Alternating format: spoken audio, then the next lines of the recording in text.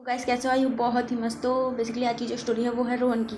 रोहन एक गांव में रहता है एंड उस दिन थी मकर संक्रांति। तो वो अपने दोस्तों के साथ एक खेत में पतंग उड़ा रही थी एंड एक डेढ़ घंटे के बाद उसकी पतंग की डोर टूट जाती है एंड वो पतंग हवा पे लटकते लटकते एक जंगल में जाके गिरती है।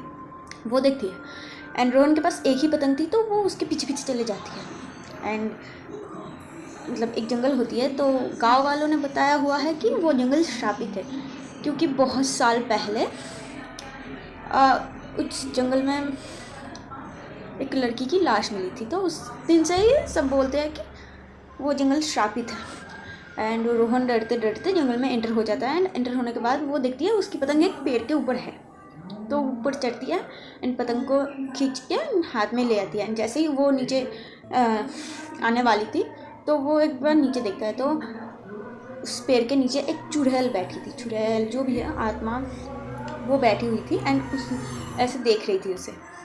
एंड ये देख के रोहन बहुत ज़्यादा घबरा जाती है एंड घबराने के कारण उसकी सुसु उधर ही निकल जाती है क्योंकि वो छोटा बच्चा एंड उतना भी छोटा नहीं, ठीक है। एंड उतने में ही जो चुड़ैल थी वो हवा में उड़ने लगती है एंड उड़ने के बाद उसके पास जाके बैठते हैं एंड उसकी कॉलर पकड़ लेती है एंड पकड़ने के बाद वो मतलब जो चुड़ैल थी वो रोहन को पूछती है कि तूने मेरे बारे में कुछ सुना नहीं है।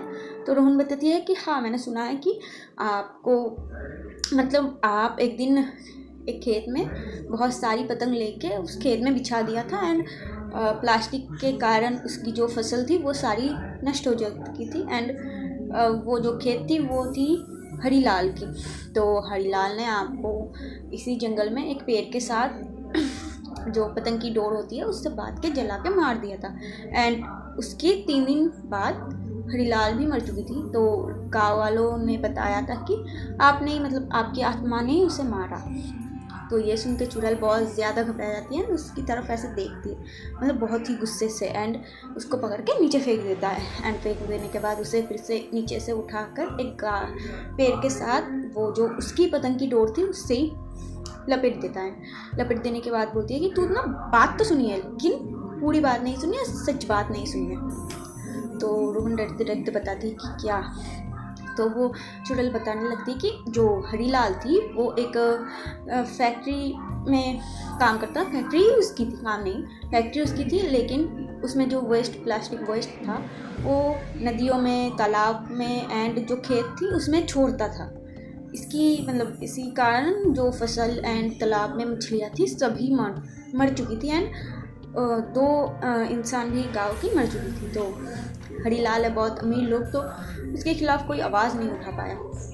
तो एंड जो चुड़ैल थी उसकी नाम थी करिश्मा। तो करिश्मा बताती है कि मेरी में करिश्मा या जो भी है, तो वो बताती है कि मेरी पापा भी किसान थी एंड वो भी जो क्या बोलते हैं इसको फसल थी उनकी भी बहुत ज़्यादा ख़राब हो चुकी थी एंड इसी कारण वो आत्महत्या कर लेती है कि अब कैसे हमारी परवरिश होगी एंड मेरे बारे में भी नहीं सोचा।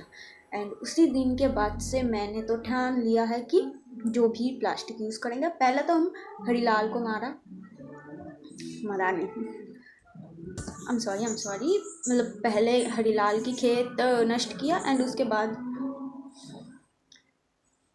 हरीलाल को मार दिया एंड उतने में ही उसे मारा था। तो वो क्या करती उसके बाद अब जो करिश्मा थी वो बताती कि अब तेरी बारी है, तू मरेगी। तो वो उसकी पतंग लेती है एंड बीच में से फाड़ देती है एंड कुछ ही सेकंड बाद उसे रियलाइज़ होती है कि करिश्मा को ये तो कागज़ का पतंग है एंड उसी कारण की वजह से रोहन उस दिन बच गया एकदम। एंड उतने में उसकी मम्मी पापा आती है तो वो जो करिश्मा की आत्मा थी वो हवा में उड़ जाती है और उसके बाद से रोहन हर एक घर पे जाके बताती है कि क्या सच है या क्या झूठ था।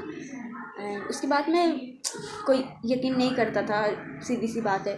तो फिर भी वो दिन रात जो भी उसकी टाइम हो वो जाके खेत खटखटा के ऐसा होता। हरीलाल की दोस्त थी, ऐसा ही करता था। तो उसके बाद और कुछ नहीं हुआ। अब उस गांव में प्लास्टिक यूज़ नहीं होता है, इंडिया में भी नहीं होनी चाहिए, हर एक गांव में हर एक स्टेट में। बाय।